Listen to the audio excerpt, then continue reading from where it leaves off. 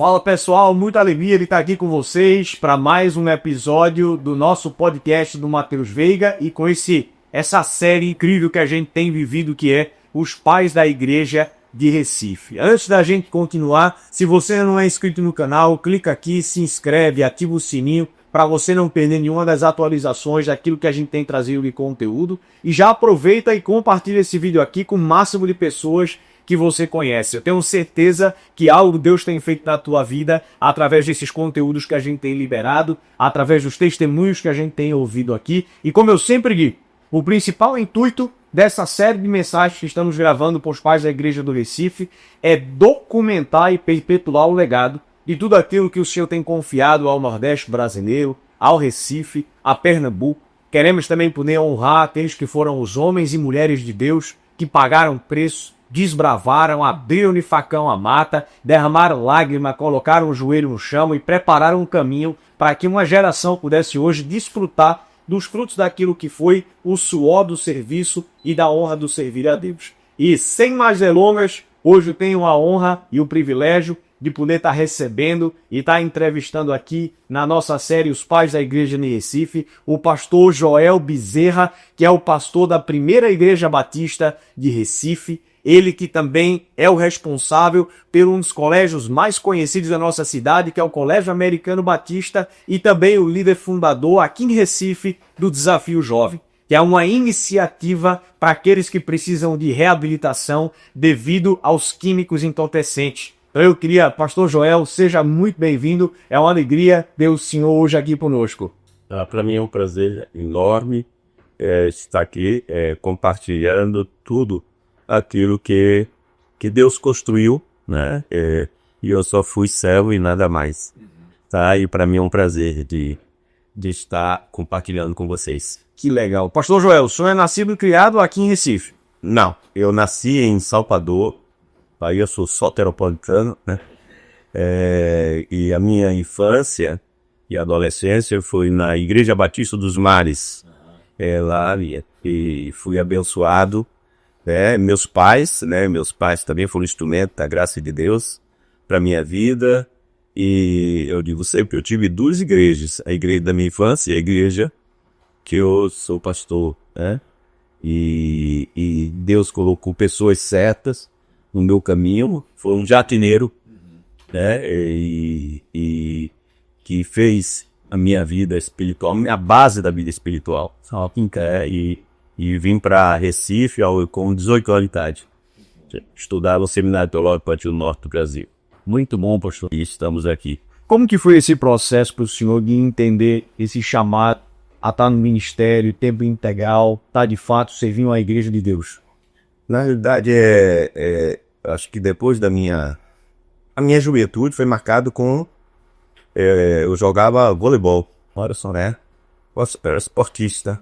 Morava perto de praia e praticava quase tudo, mas o voleibol foi forte, então eu viajei muito jogando voleibol. Eu cheguei a participar da seleção baiana, que é o voleibol de Jogos Estudantis Brasileiros, fui lá em Brasília. Mas você sabe que o futebol ele é muito bom, mas o ambiente depois dos jogos tem, né, farra, tem...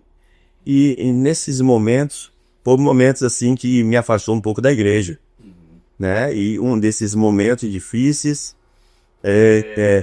foi numa festa até de São João, deu para todo mundo. Então ali mesmo foi Deus. Deixa eu ver aqui, só aqui nesse lugar. Minha mãe nem imaginava que eu estava. E foi num ambiente desse que eu voltei para casa e disse: minha mãe, olha, acho que a minha conversão que eu comer é hoje nessa agora. E graças a Deus, sem a partir dali, meu irmão, ele foi para o Seminário do Sul, mas eu trazia a minha conversão, mas eu nunca imaginei ir para seminário. Então eu relutei muito, mas os meus líderes sempre, sempre me colocou em posições para despertar isso em mim. Né? Eu tive um líder de embaixador do rei, um líder dos adolescentes lá na Bahia, que era extraordinária, né? Então Com 17 anos eu fui para o Banco América do Sul, né? E estava já pensando em fazer carreira mesmo, ia estar preparando para o vestibular. E mesmo assim tinha uma líder da Igreja Batista de Sião, que foi minha líder de adolescente, e me convidou para eu pregar para o congresso de adolescentes. Escolha outro. Minha praia, não, isso é coisa. Mas foi nessa noite, na Igreja Batista lá em Sião, uma igreja muito forte, com uma capunga aqui, então até o prefeito tá lá no auditório, como é que fala para assim, essa turma aí? Eu sei que naquela noite, foi uma noite assim que Deus foi falando que Deus tá vendo para onde eu quero. Então os adolescentes veio à frente, né, muitos adolescentes entregando sua vida a Jesus. Então ali, meu filho, eu me derramei, né, e dizer, eu quero você. E a minha dificuldade era dizer isso à minha mãe. Que minha mãe, meu irmão já tinha, são todos 2 irmãos. E um já tinha ido embora.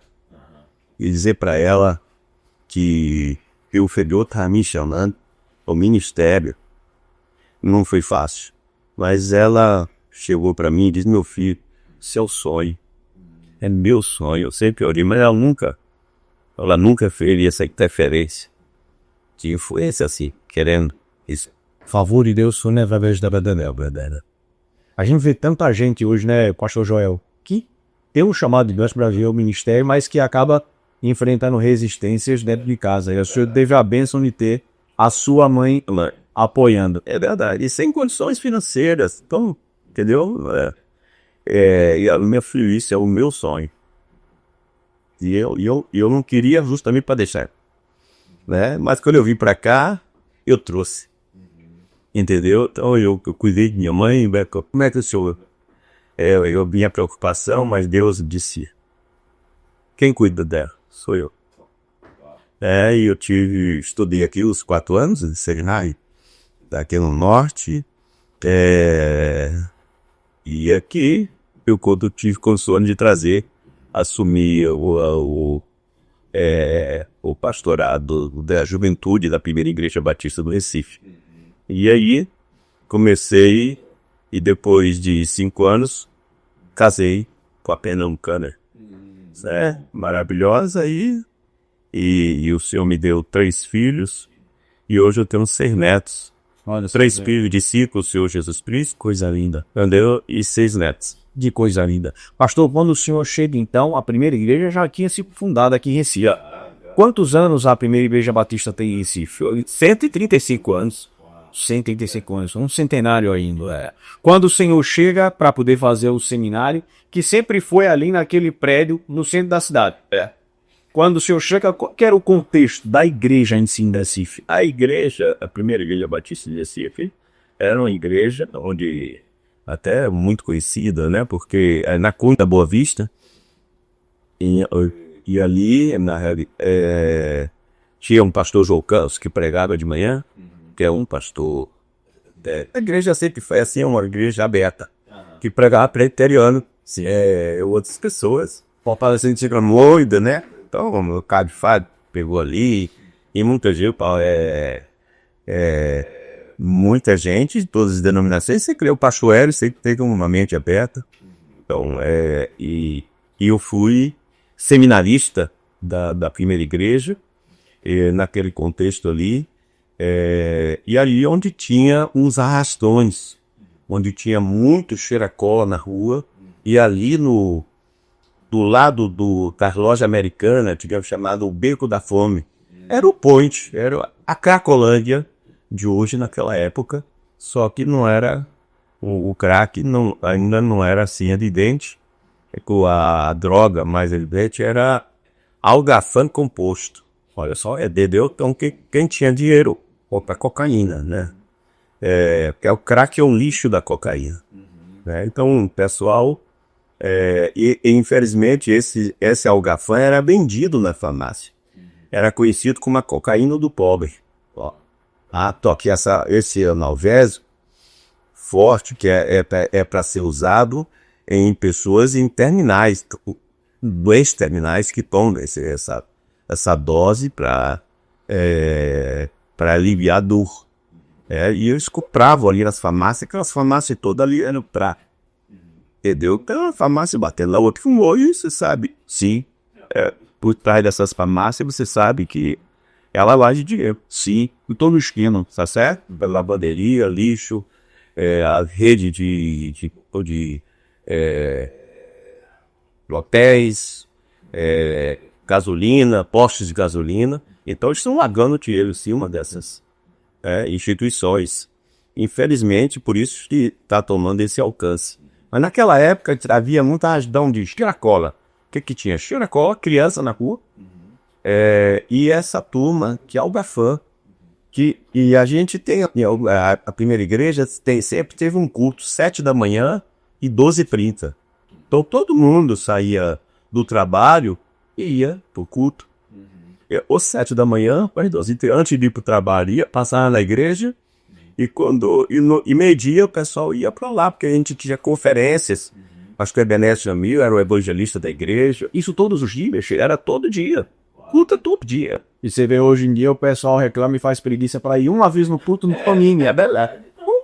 E o pessoal do centro já ia para lá. E essa turma também chegava, tá? Chegava no banheiro.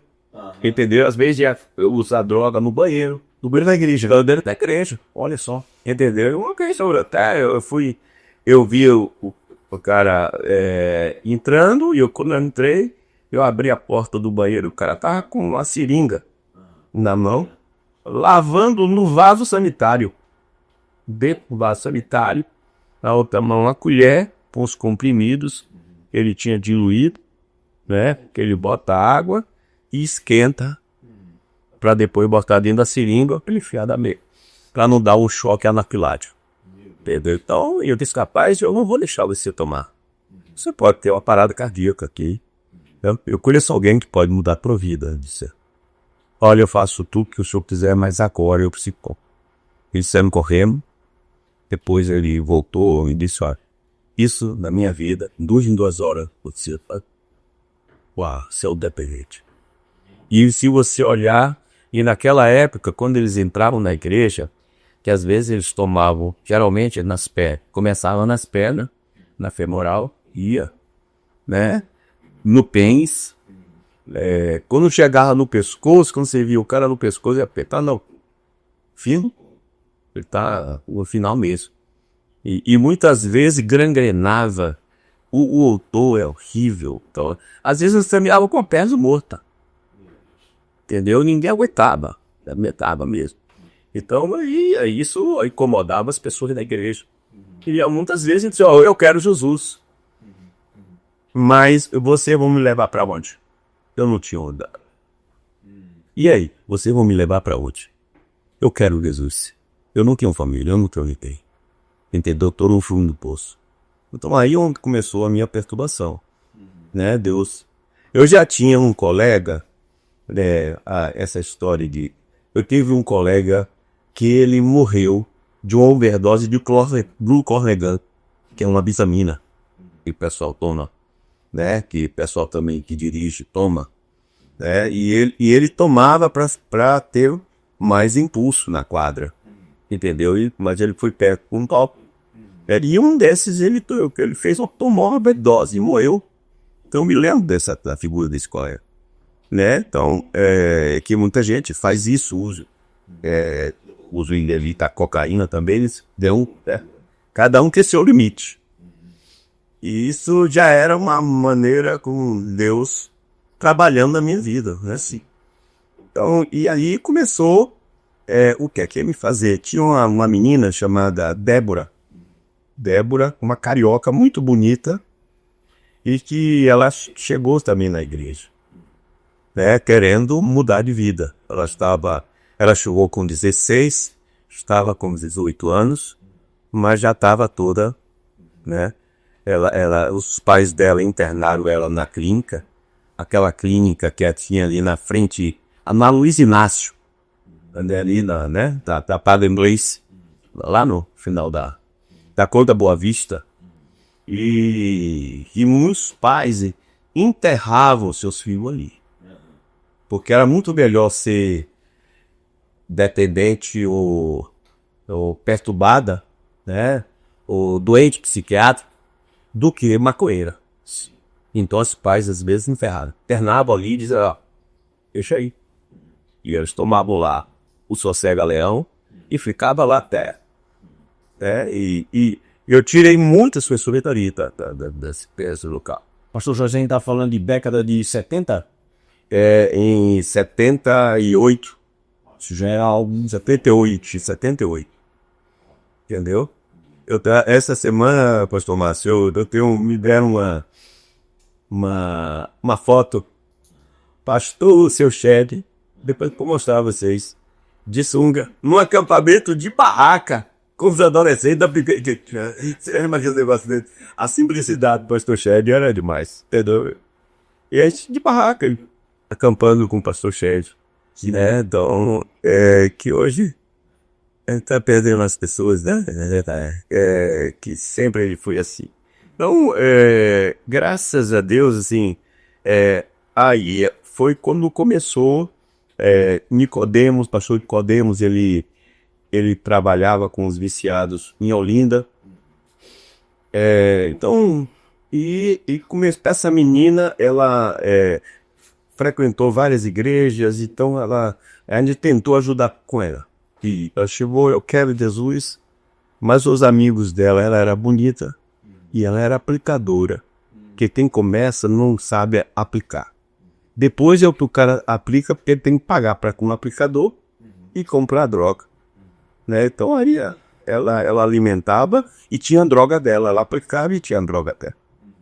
Ou se prostituía, a mulher... É a forma de... E a mulher sempre tem alguém que acolhe. E a Cita acolhe. Né? Então, tem um cara de história que você não puder imaginar. E essa menina, coitada da vida, a gente fez tudo para ajudar ela. A gente não tinha casa de recuperação. Então, o que aconteceu foi que uma ida, ela ficou na casa do pastor Hélio. E eu pedi a cada semana, uma família adotava ela. Mas ninguém tinha estrutura para emocional para conviver com a dependente. Sim. Então aí a gente viu que realmente dentro da igreja é impossível ajudar um dependente. Nem as pessoas têm estrutura emocional, espiritual, porque você precisa se encharcar desse amor de Deus e aguentar todo porre, né, natural, com uma pessoa endemoniada mesmo, uma pessoa dominada pelo vício, sim. Então, e essa menina, ela no caminho da casa do pastor para o colégio dela, os amigos dela pegaram ela, deram uma overdose nela, porque ela não queria mais aplicar. Ela queria se libertar de verdade. Eles mataram de uma overdose, cortaram ela em pedaços, botaram dentro de uma bolsa e jogaram. Meu Deus, que triste. Saiu no Diário de Pernambuco. Satanás está solto do mundo das drogas. Meu Deus. O senhor falou uma frase muito forte agora. O senhor disse assim que a igreja não está pronta para acolher. O que o senhor vê assim, que a palavra de Deus também é muito dita, que nós temos que acolher o órfão, a viúva, nós também aquele que está necessitado. É verdade. E não só necessitado, às vezes, de uma esmola, não só necessitado de um alimento, mas necessitado também de uma libertação. Necessitado de uma intervenção pela recuperação física, espiritual, na alma. Aonde o senhor vê que é o ponto na igreja que precisa de uma transformação genuína, para que a gente possa de fato cumprir aquilo que o Senhor nos manda cumprir? Olha, tem algumas coisas muito importantes assim, nesse processo. Eu acho que depois do Pacto Mosânico, muita coisa mudou, né, na vida da igreja. Eu acho que a igreja hoje caminha melhor. Mas no início não foi fácil, né? Porque é isso. Eu acho que todo mundo nem sabe como ajudar um dependente. Né? É como a igreja hoje está aprendendo a lidar com a criança atípica. Sim, a gente está aprendendo. Ninguém, né? Então, assim, e hoje E a igreja precisa aprender a amar. A escola precisa aprender a amar. Né? Então a gente está aprendendo. Né? E as doenças que vão surgindo. Né? E a questão também hoje, para cada 5 crianças, 3 são abusadas. 3 são abusadas. Por isso que nós vivemos com a população abusada. E a igreja precisa aprender a amar essas pessoas. E às vezes entram na igreja e se escondem. Né? Então, e tem lá uma ferida, uma sangria na alma que precisa ser curado. Sim. E que a gente pode camuflar com serviço, com dons, carismas, né? E como diz lá em 1 Coríntios capítulo 13. Então, no início, assim, realmente, um pastor da Assembleia de Deus, chamado Randy Rover, ele via nossa ação ali, né? Ele via o pastor Nicodemo, naquela a gente não era ninguém, era Nicodemo, era Joel, né? Então era só seminaristas, jovens. Aquele tempo o senhor estava com quantos anos? Eu estava com 19, 20 anos, ou 20 anos, entendeu? Então, ele juntou, e com a morte da Débora, isso gerou um grande avivamento. Entendeu? Assim, nessa área. Uma comoção. Uma convulsão. Todo mundo sentiu, porque o pessoal falava da vida. Muita gente conviveu com essa menina. Ela era bonita, carioca. E ela querendo mudar de vida. Ela era extrovertida. E o senhor via essa comoção não só dentro da Igreja Batista, mas também em outras denominações. Pronto. Então, Deus juntou. Preteriano, batista, metodista, episcopal. Então, eu sei que na primeira igreja, lotou outro dia pastor Fernandes, que hoje é pastor ali Batista. Então tinha muita gente e foi aí que nasceu o Desafio Jovem do Recife. Entendeu? Com a morte da Débora. Tá? Então, o pastor Nicodemos foi o primeiro capelão. Entendeu? Então aí assim, e o era o secretário executivo. Então eu tive que ir a Brasília. Eu saí da lua de mel. E onde é que aprender com quem? Vamos aprender com quem faz. Na verdade, a gente tem que aprender. E é isso que é a melhor forma, que a gente está junto de gente que faz. Tem muita gente que fala. A gente está junto de gente que faz, que ensina a gente a fazer. Muito bom, não é verdade? Então, às vezes, está um discurso. Até em missão integral tem muito discurso. Tem muitos oradores, mas veja, execução, né? Como você sabe disso. E eu tive o prazer de passar 15 dias dentro de uma casa de operação e ver como é que isso acontece. Sim. Né? Então a gente alugou uma granja lá em Aldeia, né? Ali por trás da Telebrás. Aliás, foi cedido por uma família da Igreja Presbiteriana, da Graça. E eu trouxe 3 obreiros de lá, além de passar 15 dias lá. Então eu trouxe 3 obreiros, eu falei para o pastor Galdino, eu vim até eu e o genro do pastor Galdino, mais outro, na mulher de uma caminhonete, minha esposa atrás, com as 2 esposas, tudo. Imagina, atrás no colchão, atrás de Brasília para cá. E a gente dormia na praia.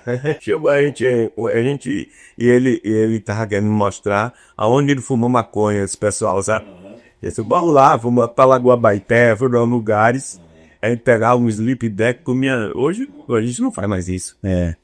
Então, paramos ali em Aracaju e vimos. Então, foi maravilhoso. E assim começou. Peguei 3 obreiros, ficou 3 obreiros aqui. E demos início, assim, a gente começou fazendo a primeira parte do tratamento, a segunda parte mandava para Brasília, entendeu? Então a gente, porque a gente já começou com 10 alunos, entendeu? Esses 10 mandavam para Brasília, então até a gente ter o tratamento integral. Então, quer dizer, aí a gente já está falando década de 80, o início de fato, 83, o início de fato aí, Desafio Jovem, tá? E nesse ponto, o senhor começa sozinho o desafio do homem, ou aliás, em 85. 85. O senhor começa numa liderança colaborativa ou era apenas o senhor aí? Não, aí tinha vários pastores, né? Nós nos unimos.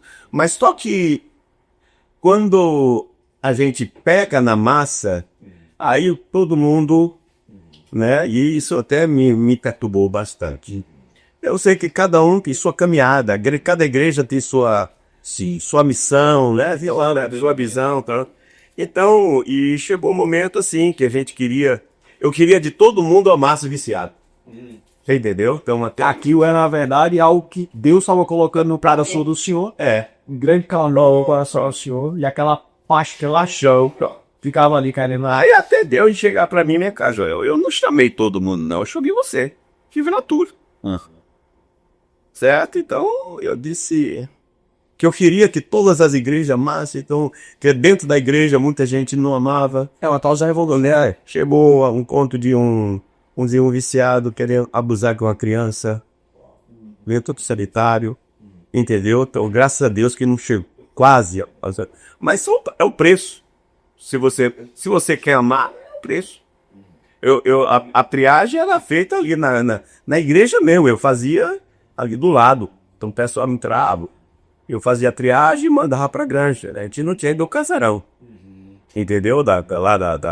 No final da Caxangá. Então eu fazia a triagem, alguns eu mandava para Brasília, quem tem dinheiro eu mandava para Brasília, né? Eu mandava para Belo Horizonte, os Otocilas aqui em Fortaleza. Mas a maioria era filho de Julinho, entendeu? Era a miséria total. Então, e aí, depois de um certo tempo, então a gente conseguiu comprar essa granja, uma granja lá no sítio Pica-Pau Amarelo, entendeu? Uma granja. Ali na entrada da BR-101. Pronto, é isso aí. E lá, eu já cheguei, como eu estava dizendo, eu já fiz uma loucura de botar 100 pessoas. A gente tinha um bugel, eu pegava a criança na rua, assim, que hoje a gente não pode fazer. Sim. Eu pegava a criança dormindo assim, me lembro uma criança, estava dormindo assim, o corpinho dela assim, e a cabeça no meio-fio. Entendeu? Ela estava topada. Eu disse, irmão, para aí. Peguei ela, botei em calo. Ela se acordou lá. Pastor Joaquim, duas perguntas. Não pode fazer isso, não. É verdade. Eu queria fazer duas perguntas para o senhor em cima disso. A primeira, quais que foram os grandes desafios que o senhor diz assim, olha, nesse início de o senhor recebeu o chamado de Deus, era algo que estava ali pulsando no seu coração, o senhor foi para cima, executou, fez. Quais que foram os grandes desafios e resistências que o senhor encarou nesse início de desafio jovem? Olha, no início, realmente, a igreja ainda, como toda igreja, estava aprendendo, né? Aprendendo a cuidar das pessoas. Eu tenho a visão da igreja. Para mim, o meu mestrado foi o desafio jovem. Eu não tive. Cuidado de vida. Eu vi Deus fazer milagre. Então, eu fui para dentro da Fundac e pegar aquelas crianças que infratora, que não tinha solução, e eu vi Deus fazer muitos milagres. Entendeu? Eu fiz alguns convênios, né, com o Dr. Roberto Magalhães, com Joaquim Francisco, participei do Conselho Estadual de Entorpecente, que naquela época tinha uma estrutura tremenda de todas as Polícia Civil, Polícia Militar, Então, e foi aí onde eu consegui o apoio que eu precisava no início. A Visão Mundial me ajudou, pastor Manfredo Vellat, que foi meu professor do seminário, quando ele assumiu, saiu da Catunga e foi para Visão Mundial, ele me deu um primeiro apoio. Isso foi fundamental nos meus três primeiros anos. A gente ia atrás de comida. Então a igreja não tinha essa visão ainda, né, de missões. Missões é ir para a África, e missões é ir para o sertão e evangelizar. Mas cuidar de... Pode-se dizer, digamos, que esses primeiros dias o senhor bancava no seu próprio bolso? Muitas vezes. E tinha que bancar. Eu corria atrás para trazer o alimento. É também da semana seguinte. Eu queria só fazer uma pontuação nisso, porque eu vejo tanto assim, pelo menos na minha geração, a geração que vem. Às vezes a gente fica. O senhor falou uma coisa muito boa. O senhor falou assim: às vezes a gente idealiza muito e executa pouco. Deus, ele dá um encargo, ele traz o plano, ele traz o projeto, a gente fica idealizando, mas não executa, não faz acontecer. Ou a gente fica preso e muito daquilo é vendendo nossa alma a mamon, porque a gente acha que o que vai fazer aquele carro andar é o dinheiro que a gente não tem. Eu vejo o senhor colocando do seu próprio bolso, fazendo acontecer, crendo na provisão de Deus, mas de fato colocando para rodar aquilo que era o encargo que Deus tinha dado ao senhor. Isso para ele mostrar, fala muito sobre uma geração de fibra. Fala muito sobre uma geração de casca grossa, na verdade. Eu vejo que falta muito na nossa geração, a gente precisa retomar isso. Se você tem convicção, cada dia mais eu tinha a convicção e eu via muito de Deus. No milagre que ele fazia, né? Então eu vi muitos jovens, então eu digo sempre, às vezes, assim, a melhor coisa é com uma pessoa que está, ele pode ser assassino, ladrão e aos pés. Mas quando ele reconhece, eu sou pecador, eu não presto pra nada. E eu quero Jesus. E você trabalhar com uma vida assim, e ver Jesus mudar essa vida. Né? Como aconteceu com o Beto Y, quando aconteceu, aqui nós temos diversos que saíram da clínica psiquiátrica, né? Que hoje são pastores, né? Que outro momento eu vou trazer o pastor Sérgio aqui, que ele é um ex-viciado, e ele é pastor lá da Igreja do Cabo, e de Ouro, entendeu? Que tem um testemunho maravilhoso. É um dos primeiros alunos da Desafio Jovem. Transformados pelo Desafio Jovem e servem do Senhor até hoje. O que o senhor vê, pastor, na sua vida, a partir desse lugar de fato de assumir o encargo de Deus e ir para cima? O que mudou na vida do senhor? E quais que foram os seus encontros pessoais com Deus a partir disso? Olha, como eu estava dizendo logo, o senhor fez a pergunta até o Desafio Jovem, ele mudou minha visão de Cristo, né? Com certeza, minha visão de Deus me fez amar. Como é amar uma vida? Entendeu? Que às vezes é muito teórico, você sai do seminário, muita teologia de boca prática. A prática então a gente aprende a ser pastor. É faz em debate teológico, mas executa pouco, né, velho? Você aprende a ser, porque o que é cuidar de ovelha? E ovelha descarrada mesmo, ovelha que você precisa descer, que você precisa se humilhar, como Jesus fez com a gente. Se fez carne, habitou, né? Então ele se fez pobre para nos tornar rico. Então, e uma coisa que eu ia dizer é isso, é que, mas Deus colocou, quando eu parei de reclamar, de querer que todo mundo fazer o que eu quero, o que eu penso, fica na tua, eu chamei foi você. Quando eu parei de reclamar e agradecer a Deus, as coisas acontecem. Ele colocou as pessoas que eu nunca imaginei no meu caminho. A espírita me ajudava, o padre me ajudava, todo mundo me ajudava. E a gente vê aí a mão de Deus. Entendeu? Então Deus colocou as pessoas, para confundir Deus. As pessoas que você menos imagina, e Deus usa as praças honestas como confundir as sensatas. Entendeu? Então eu fui muito ajudado um caso de pessoas que eu nunca imaginei. Conexões de Deus. Então, agora aprendi o seguinte: às vezes, se eu não tenho, eu tenho um ideal e tenho um real. Se Deus não me der, mas eu persigo o ideal. Mas eu tenho que aprender a conviver com o real. Então, se eu não tenho um martelo, eu bato com a pedra. Eu não vou deixar de bater, por causa que eu não tenho um martelo. Até Deus me dá um martelo. Então, hoje a gente tem aquela granja lá, mas aquela ali é o céu. Não tive a oportunidade de visitar esse lá o projeto incrível que está acontecendo. Aquilo ali já é Canaã, entendeu? Mas a gente teve que atravessar o deserto, entendeu? Então, Isso é importante. E isso, quando eu vi a mão de Deus realmente curando aquelas vidas, restaurando, inclusive, muitos deles são obreiros maravilhosos. Hoje, alguns já partiram com a glória, e a gente passou a fazer trabalho em todo o estado de Pernambuco, de prevenção nas escolas.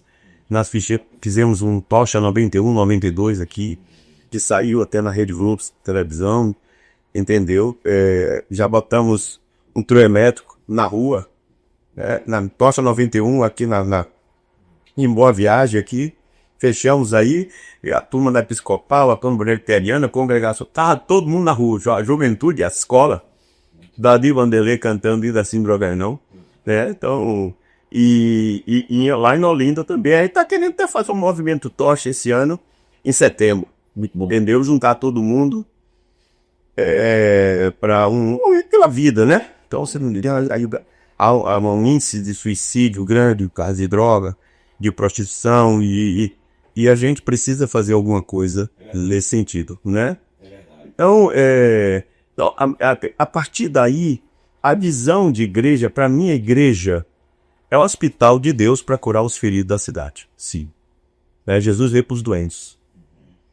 E o desafio jovem é uma estalagem da igreja.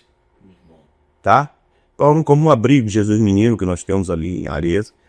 É um abrigo para 17 crianças, de crianças abusadas de 0 a 7 anos. Que um empresário me entregou, pastor. E eu queria fazer isso, mas eu não sei fazer. A igreja faz melhor. O empresário falou assim, empresário, chorando no almoço, que ele montou uma estrutura para cuidar de criança, mas só que a turma queria mais um dinheiro do que cuidar das crianças. Então o Gil viu que olha, a igreja faz melhor. Então tem as mães da igreja, ó. E aí? Então tá lá, a mãe da igreja cuidando, né? E para processo de adoção. As crianças abusadas de pai, 1 ano de idade, abusadas de pai, de mãe. Entendeu? Então, como é que a gente vai mudar isso? Quem é aquele? Só quem tem o amor de Deus. É isso. Se não tiver o amor de Deus, não. E nós tivemos um pastor, em janeiro, teve um pastor lá que ele queria criar filhos e não pôde, mesmo, minha esposa. Então ele foi lá buscar uma, levou 4. Olha só, levou 4. Uau, anotou 4.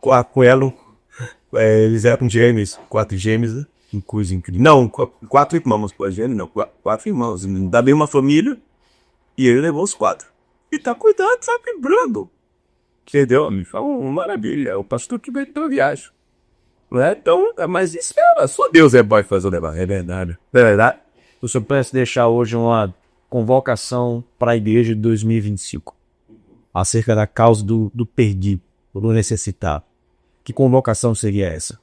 A convocação é a mesma que Jesus. Aliás, Deus tem um sonho. Acho que em Isaías 52, que diz assim, que Jesus, há uma declaração de amor ali, tu é meu filho amado, querido, eu tenho prazer em você, que ele não veio fazer discurso na rua, ele veio restaurar o galho quebrado e o pavio quase se apagando, ele veio fazer justiça. Então, essa eu acho que é o I had dream de Deus, meu sonho. O sonho da igreja, a igreja precisa, eu acho, esse Isaías 52 e Isaías 11, tem um quadro pintado de animais selvagens e animais domésticos comendo junto, sem um engolir o outro. Um quadro assim, e diz assim, toda a terra se encherá do conhecimento do Senhor, como as águas cobrem o mar. Como Jesus disse, todos saberão se os amarem uns aos outros. Então, eu acho que a igreja, a única esperança do mundo é a igreja de Jesus. Uau! A única esperança do mundo. E a igreja precisa ser essa nova humanidade. Nós somos a nova humanidade. Jesus é o primeiro é o primogênito dessa nova humanidade. E nós precisamos, não adianta a gente ter quantas igrejas evangélicas, mas está afetando, mas a gente vai mudar o índice de suicídio, o índice de abuso na cidade, o índice de violência doméstica. Como é que a gente vai mudar esse índice de violência doméstica? Né? Cabe a nós. Então, cabe a nós. É a nossa função, é a nossa responsabilidade. Na verdade, querido, então, eu acredito, e a gente precisa das estalagens, entendeu? Mais estalagens, para cuidar de gente, que não tem gente que a gente tem coisa para trabalhar na igreja, entre os adolescentes, jovens, mistério casais, precisa ser mais, né? Que há um bombardeio, a gente precisa, a igreja só vai ser saudável na medida que o nosso lar for saudável. Na verdade, não. Como é que a gente vai diminuir o abuso infantil? Né? A pornografia, a pedofilia, hoje a segunda economia do mundo é a prostituição, é isso, na rede social, é verdade, entendeu? É verdade. Então, e como é que a gente vai mudar isso? Entendeu? Primeiro a gente precisa construir casamento saudável, precisamos ter, né? Precisamos restaurar famílias e curar as pessoas feridas da sociedade. Então a gente precisa ter pessoas dentro da igreja. Eu acho que a igreja, eu penso assim, é um hospital da restauração. Tá certo? Então eu vejo que o pessoal quer ver a igreja num teatro, entendeu? Mas a igreja, filho, tem que ser um hospital da restauração. E ter ali os especialistas. Você sabe, né? Se você for pegar uma bala perdida, não é salto de ouro não, senão você morre. Mas vai lá para uma restauração, porque tem um cara especialista que vai cuidar de você. O cara traumatismo caminhando não vai culpar alguém, não. Entendeu? Vá lá, porque lá já tem uma turma preparada para o impacto, né? O envenenamento. Então, né? Então, acho que a igreja precisa ter essa rede de especialistas. Não precisa todo mundo fazer tudo, mas todo mundo fazendo aquilo que Deus mandou você fazer. Entendeu? Então a gente precisa ter gente cuidando de gente, a rede de cuidados. Não só os grupos pequenos, mas eu acho que a gente precisa rede de cuidados específicos. As mulheres que foram, né, vamos dizer, que foram abusadas precisam ser tratamento da alma. Ele precisa de um discipulado, de um tratamento diferente. Entendeu? Por isso que está afetando o casamento, afetando a relação sexual, afetando tudo. Entendeu? Então, o pai não foi modelo, a mãe não foi modelo, e isso traz consequências. Então eu acho que cada vez mais vejo que a gente vê que tem muita gente ferida, né? E Jesus, ele veio cuidar das feridas das pessoas. Verdade, é isso. Então, e a gente precisa ter essa visão da igreja, a igreja hospital de Deus para curar todos os queridos da cidade. E a gente precisa pensar nos surdos, a gente tem que pensar em todos, onde é que tem ninguém ficar excluído. É isso. Pastor Joel, eu queria abrir uma outra caixinha com o senhor agora, porque o senhor também é o principal responsável do Americano Batista. Do Fúria, viu? O senhor foi o responsável que carregou aí 8 anos. A influência do Colégio Americano Batista, que a gente sabe o quanto que impactou a nossa cidade em Recife. E às vezes a gente acha que Deus ele só se move através da igreja. E muitas vezes a gente tem um impacto através de um canal de educação também, a ação da palavra de Deus se movendo com tanta força. Como era para o senhor essa dinâmica e o que o senhor viu também através assim da ação da escola em si, fazendo a educação, o princípio da palavra na formação da sociedade em Recife? Foi também uma experiência muito preciosa para mim. Mesmo sem muitos recursos que a gente precisava, mas o colégio chegou a ser 3 anos seguidos. É o colégio preferido do coração do recifense. Olha só. Mesmo com a estrutura que a gente tinha, chegou assim a ter 2 vezes foi a gente e GGE. E o IGE com toda aquela estrutura, né, tecnológica que a gente não tinha. Mas o cuidado era a diferença. Né? Então, as pessoas, os professores, que a gente investia muito, passar o reino. Passar o reino é fundamental. Então, os professores de educação física, todos, a gente tinha um momento, segunda-feira, com todos os líderes, devocional, onde a gente orava e pedia a Deus para fazer um live, porque, meu querido, você sabe hoje, cuidar de criança é um barril de pólvora, não é verdade? Entendeu? Que chegou até, assim, crianças, você sabe, bem de lares de drogados, lares de pais separados, que uma criança, um final de semana estava com o pai e o outro com a mãe. E quando a gente voltava, a gente via a diferença, professor, e nós tínhamos psicólogos, assistência social, cuidando, e muitas vezes vinha abusado. Entendeu? Vinha abusado do pai, vinha abusado da mãe. Ou criança que chegou a dizer assim, olha, eu queria estar nessa rua e o primeiro carro me levasse. Quando meu pai e minha mãe me amam. Isso é coisa terrível. Entendeu? Então eu não aguento ir lá no abrigo, ver aquelas crianças que eu vejo meus, né? E ver com criança daqui, assim, ver uma coisa linda daquela. Foi abusado, pai, calma. Meu filho, então, é esse hoje. E pior que hoje os pais negam, às vezes, com crianças atípicas, que negam que a criança tem, querem negar, não querem tratar, e que acha que é maruca, é doidano, entendeu? Então, e às vezes a criança tem um procedimento avento que precisa de um... Então, cada criança, a gente tinha que chamar o professor, essa precisa ser mais amada, é isso. Essa precisa ser mais fundada, não. Tem que colocar alguém perto, para ser mais amado. Então, dentro da igreja tem que ser assim. É a mesma coisa, eu te na escola, na igreja. Então, e eu acredito, o papel fundamental da escola hoje em passar o reino de Deus, mas passar o reino é como lá em Deuteronômio, é andando, é no caminho, não é uma culto só. Vida na vida, é vida na vida. É brincando, é com os atletas de Cristo, entendeu? Então, aquela coisa do dia a dia, toda hora. É como o pai tem que passar o reino para os filhos. Né? Então, não é somente no voo. Às vezes, o culto doméstico se torna até uma coisa terrível. Porque, às vezes, a criança, às vezes, para estar no culto doméstico, apanha para ficar no culto doméstico. Se libertar e não quer mais ver esse culto doméstico na vida dele. Não é verdade? Então, foi... Mas isso não é só culto doméstico. Entendeu? Então, o pessoal tem que ver a adoração toda hora, né? Então, ensinar o caminho é como Jesus mandou, faça o que eu faço, né? Viva como eu vivo.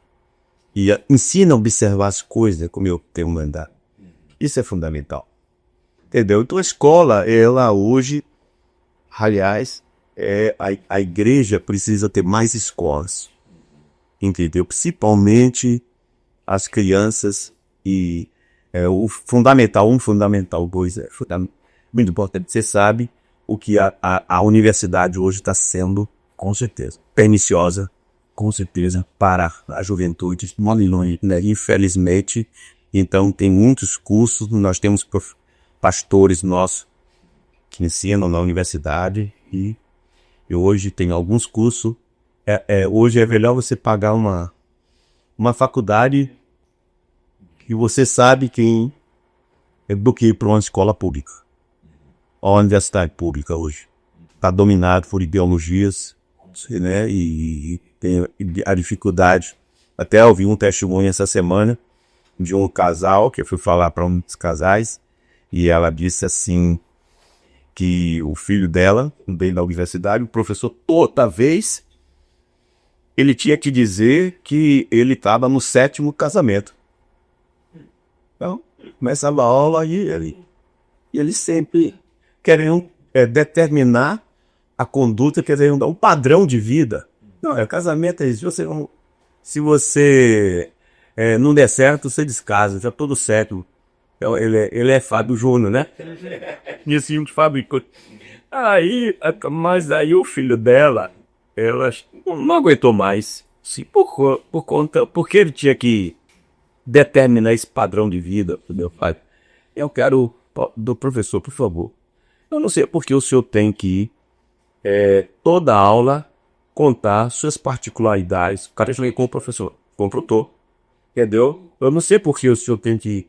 O senhor está querendo determinar um comportamento para a gente, entendeu? E eu não sei porque sua vida particular é sua, mas isso não é padrão para minha vida. Porque em minha casa eu tenho um pai e mãe que se amam, que se respeitam e que há mais de 25 anos eles estão juntos. E eu sou fruto desse amor. Entendeu? E eu acho que a gente está perdendo tempo. Então eu gostaria de ouvir a Britéria e não sua conduta não me interessa. Entendeu? Então, porque tem outro padrão de conduta. E nem todo jovem que às vezes está preparado para fazer isso. Né? Sabe? É porque vai ser criticado pelos outros. Precisa ser missionário lá. Na verdade, vai dar. Missionário dentro da escola. Dentro da escola, acho muito agora. Gosto muito de falar que uma vez que você teve teu novo nascimento, você virou um missionário. Isso aqui é legal. Independente do teu chamado específico, é a ferramenta que Deus ele vai te confiar. Você é um missionário de tempo integral. Seja no mercado de trabalho, na educação, na política, projetos, artes, entretenimento. Deus ele está te convocando para um missionário naquilo lá para gerar transformação.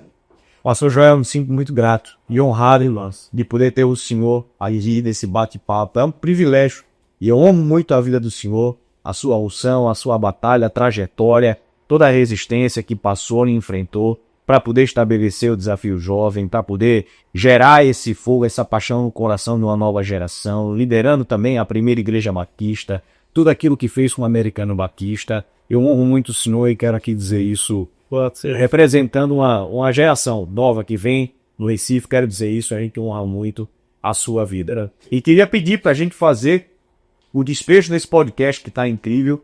Eu queria pedir se o senhor puder deixar uma mensagem para essa nova geração, e eu sei que isso aqui é um conteúdo que daqui 10, 20, 30, 40 anos, 50 anos vai estar sendo ouvido por uma outra geração, 3, 4, 5 gerações à frente, mas qual que seria hoje a lição e o ensinamento que o senhor deixaria a partir daquilo que o senhor viveu com Deus, que o senhor deixaria para essa nova geração? Queridos, olha, nós fomos chamados, né? Nós fomos escolhidos antes da fundação do mundo. Vamos de lá em Efésios para ser santo e repreensível na sua presença. E fomos lavados pelo sangue do Cordeiro, selados pelo Espírito Santo. E fomos transformados para fazer as boas obras. Quer dizer, fazer o que é bom aos olhos de Deus, né? Então, lembrando que Jesus ele vai fazer um julgamento um dia, que ele vai dizer, eu estava nu e você me vestiu. Eu estava preso, você me foi visitar. Né? Eu estava com fome, você me deu comida. E alguém perguntou isso, né? Mas toda vez que você faz com alguém, você está fazendo a mim. Cada vez que você abraça uma criança, está me abraçando. Uau, que é culto. Né? Então, onde é que Deus está? Onde é que Jesus está? Né? Então, por isso que a palavra de Deus diz que, assim, brilhe a vossa luz diante dos homens, para que veja as vossas boas obras. E Deus seja glorificado com toda a sua maneira de viver. Então, a luz de Jesus dentro de mim ilumina o que eu faço. Né? Então, e cada vez que a gente ama Deus, Ele faz você amar pessoas. Né? Então, isso é natural. Isso é uma coisa muito natural. E a igreja é a única esperança do mundo. Nós somos a raça eleita, sacerdócio real, nação santa. Deus, a nação santa é a igreja. Né? A nova Jerusalém é a Israel de Deus. Nós somos a Israel de Deus. A nação santa, povo adquirido para manifestar a glória. Então, para que a gente possa transportar as pessoas das trevas para a maravilhosa luz. Não é verdade? Então, esse é o papel da igreja. Nós somos a pedra viva, né, do altar de Deus, grande altar de Deus, né? Nós somos essa... e por isso, a igreja A palavra de Deus diz assim que toda a terra espera com expectativa que os filhos de Deus se revelem. Se revela. Então, a gente precisa se revelar com as ações, com os nossos feitos, né? Então, eu acho que toda a terra se encherá disso. Eu acho que a melhor mídia não vai ser as redes sociais. A melhor mídia é essa. É como você cuida de alguém. Bom, na verdade, é isso não. Toda a terra se encherá do conhecimento do Senhor, como as águas como o mar. Entendeu? Que Deus nos abençoe, que possamos ser essa igreja. Então, Deus só deu igreja, nós somos essa igreja. O senhor pode orar, vamos fazer um beijo por nós? Amém. Pai de amor, muito obrigado, Senhor, por esse momento tão precioso aqui. Ó Pai, e obrigado pela vida desses pastores, Pastor Márcio, Pastor Mateus e todos essa turma aqui. Ó Pai, produzindo esse momento precioso para que possamos testemunhar das tuas grandezas, Senhor. E eu glorifico o teu nome, porque é o teu amor que nos constrange a fazer isso. E obrigado pela vida do Desafio Jovem, pela igreja. Ó Pai, o que a igreja, como é bom quando a igreja funciona da maneira certa. E nós queremos cada dia mais funcionar, Pai. E queremos ajudar as outros que querem fazer a mesma coisa, Pai. Para que dá continuidade assim, para que o teu nome seja glorificado com toda a nossa forma de viver. Ó Pai, que a tua igreja, Senhor, que possamos cada vez mais tirar as rugas e as manchas para ela ficar bonita. A noiva tem que ficar bonita, porque o noivo está para chegar. Ó Pai, toma, muda a nossa cidade. Faz de um cero, pastores, líderes, crentes saudáveis, Senhor. Faça a tua igreja saudável, para que a gente possa ter uma cidade saudável. É isso que nós pedimos, Senhor, no nome de Jesus. Amém. Amém. Glória a Deus. Pastor Joel, mais uma vez, muito obrigado.